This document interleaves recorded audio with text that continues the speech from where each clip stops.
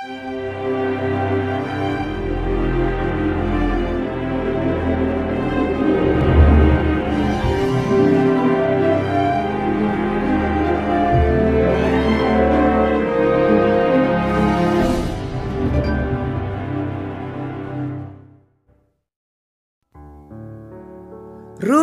4. Rut menjadi istri Boas.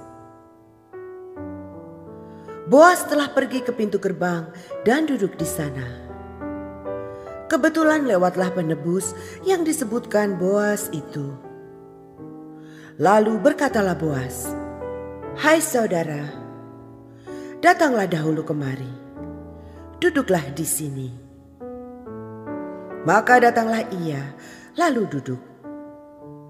Kemudian dipilihnyalah 10 orang dari para tua-tua kota itu dan berkata, "Duduklah kamu di sini." Maka duduklah mereka. Lalu berkatalah ia kepada penebus itu, "Tanah milik kepunyaan saudara kita Elimelek hendak dijual oleh Naomi yang telah pulang dari daerah Moab.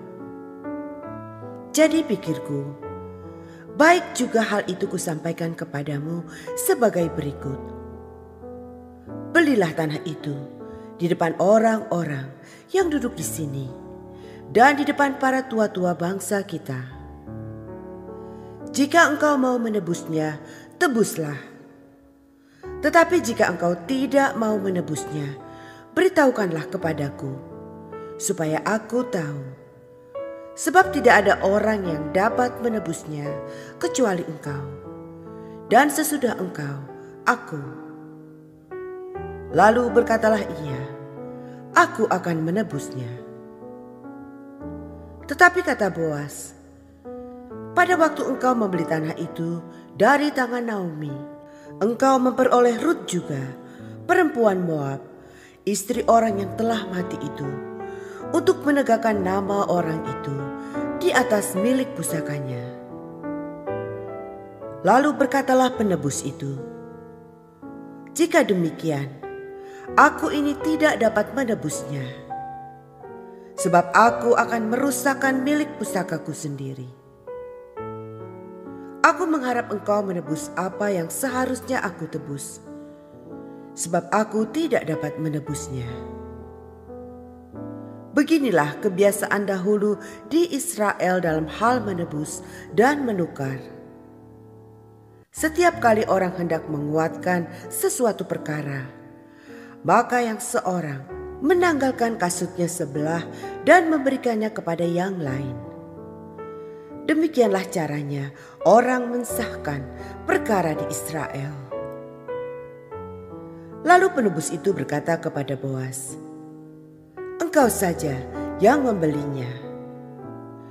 Dan ditanggalkannyalah kasutnya. Kemudian berkatalah Boas kepada para tua-tua dan kepada semua orang di situ, "Kamulah pada hari ini menjadi saksi bahwa segala milik Elimelek dan segala milik Kilion dan Mahlon aku beli dari tangan Naomi. Juga Rut, perempuan Moab itu, istri Mahlon, aku peroleh menjadi istriku untuk menegakkan nama orang yang telah mati itu di atas milik pusakanya. Demikianlah nama orang itu tidak akan lenyap dari antara saudara-saudaranya dan dari antara warga kota. Kamulah pada hari ini menjadi saksi." Dan seluruh orang yang hadir di pintu gerbang dan para tua-tua berkata, "Kamilah menjadi saksi." Tuhan kiranya membuat perempuan yang akan masuk ke rumahmu itu sama seperti Rahel dan Lea, yang keduanya telah membangun umat Israel. Biarlah engkau menjadi makmur di Efrata, dan biarlah namamu termasyhur di Betlehem. Keturunanmu kiranya menjadi seperti keturunan Peres yang dilahirkan Tamar bagi Yehuda, oleh karena anak-anak yang akan diberikan Tuhan kepadamu dari perempuan muda ini. Lalu Boas mengambil Rut dan perempuan itu menjadi istrinya, dan dihampirinyalah dia. Maka atas karunia Tuhan, perempuan itu mengandung, lalu melahirkan seorang anak laki-laki. Sebab itu perempuan-perempuan berkata kepada Naomi, "Terpujilah Tuhan yang telah rela menolong engkau pada hari ini dengan seorang penebus. Termasyurlah kiranya nama anak itu di Israel. Dan dialah yang akan menyegarkan jiwamu dan memelihara engkau pada waktu rambutmu telah putih.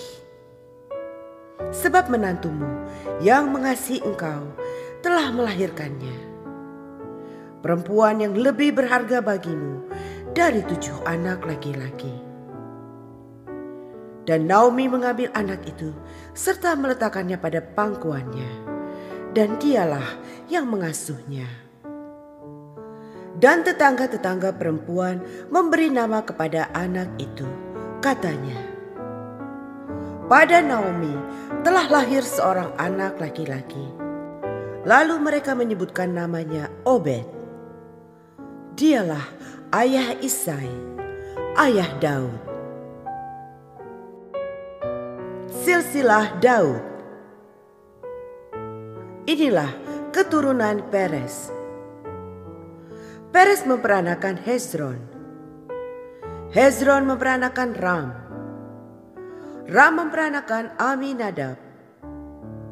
Aminadab memperanakan Nahason. Nahason memperanakan Salmon. Salmon memperanakan Boas. Boas memperanakan Obed.